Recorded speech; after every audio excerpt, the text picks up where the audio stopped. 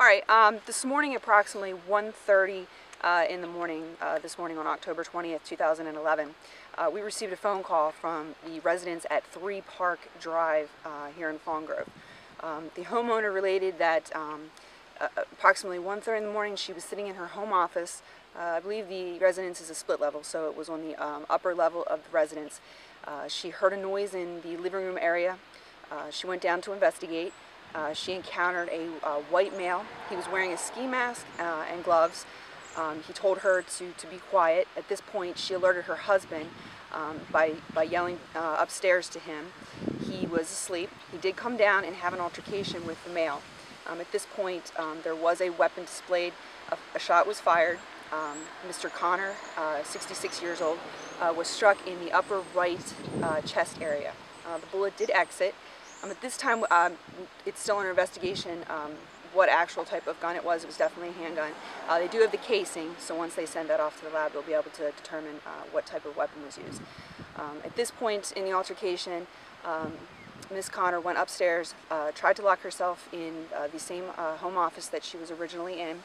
The white male came up, basically forcibly entered the office in which she was in, asked for her car keys.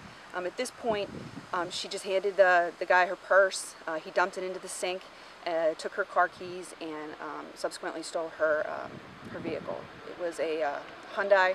I can get that registration for you. I don't have it off the top of my head.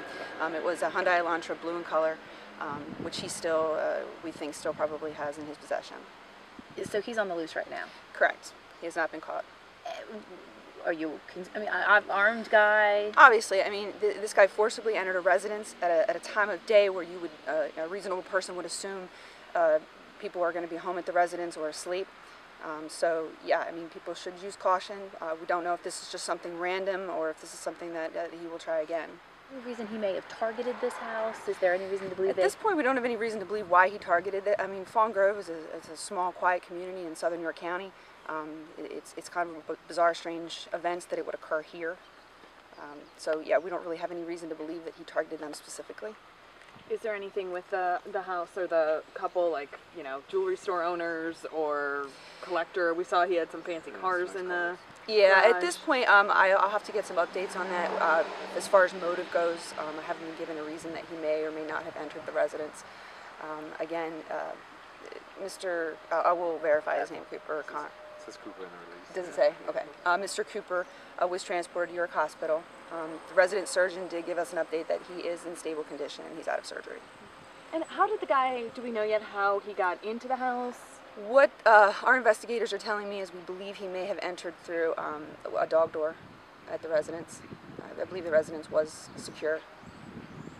Any idea if they got away with it? If this guy got away with anything, or if he was working with anyone? I believe he was alone, and at this point we don't have anything stolen from the residence other than the car.